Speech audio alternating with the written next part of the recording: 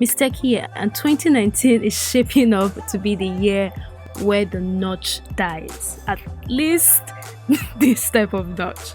And yeah, I'm glad to see it go. On a serious note though, I've never been a fan of the notch on Android devices, but it was something we had to live with because it was right in our faces. However, Huawei has decided to adopt the OnePlus 6T inspired notch, making it the first mid-range device in Nigeria to spot the teardrop notch. But let's talk about something substantial, and by that I mean the build. And this is one slippery device. You also notice that it attracts a lot of stains and scratches, kind of similar to what we got on the Y9 2019. But one thing I love is the fact that this looks premium. I mean, Huawei has mastered the art of giving us premium looking mid-range phones. Now this is a 6.26-inch device with noticeable bezels by the sides. But that aside, I like how light it feels, and that is because of the plastic build at the back. Now there's a USB 2.0 port along with the speaker grills beneath. There's also an earphone jack on top, buttons to your right, and a hybrid SIM card slot that supports 4G to your left. In front you have the 16MP camera as well as a notification LED, and at the back you have the dual camera setup and a fingerprint sensor to support the face unlock system. Now the display is one aspect that gave me mixed feelings. So on one hand, I like the color representation, especially for a mid-range device, although I noticed that the whites tend to look a bit warm. But this can be fixed with the color temperature dial Huawei has integrated with the Y7, which is nice. On a side note guys, you can also hide the notch in the settings.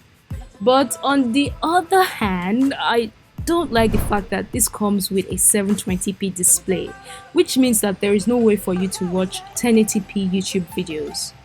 Anyways, you get 3 gigs of RAM and a Snapdragon 450 chip, and I tried to play a couple of games. The first was PUBG, which played nicely with a couple of frame drops noticed. But overall, I never encountered anything bad with the performance. This is also reflected in the benchmark score. As for the cameras, I love how this thing performs in good lighting condition, and in my opinion, it was the sharpest of the 3 images that I compared. Although I noticed that it tends to add a bit of magenta to the skin tones, but I like that it was still able to retain some details in the highlights and the shadows.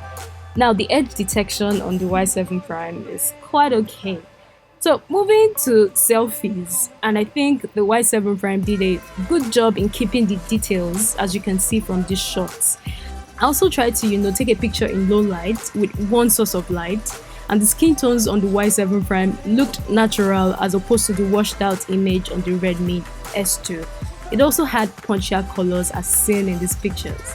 Now guys, here's a bit of a test. Can you guess which picture was taken with the Y7 Prime? Let me know in the comment box. As for the video, well, we don't get 4K recording on the Y7 Prime. Neither do you get any form of image stabilization, so videos tend to look a lot shaky. But the quality is quite okay for a mid-range device. The audio is pretty okay too.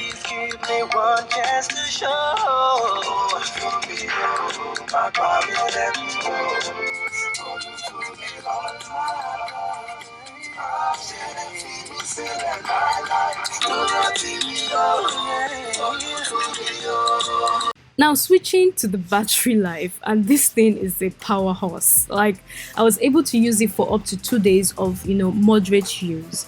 The only thing I didn't like is the fact that it takes a long time to charge, and by long I mean 2 hours 20 minutes later. So dividing this into the good, the okay, and the bad, and starting off with the good stuff, I love the fact that this looks premium for its price. There's also the fact that this has one of the best battery lives I have ever seen on a mid-range phone. Now switching to the okay stuff, and I think the camera is okay. The same also applies to the performance and the audio quality. And yeah, as for the bad stuff, I don't like the fact that this attracts a lot of stains. There's also the fact that this takes a long time to charge. And let us not forget about the 720p display. But yeah, that is all for the Y7 Prime. Let me know what you think about it in the comment box. And do you think you can live with a short comment? Let me know, guys. And yeah, more videos coming soon, so stay tuned, and I'll see you in my next video.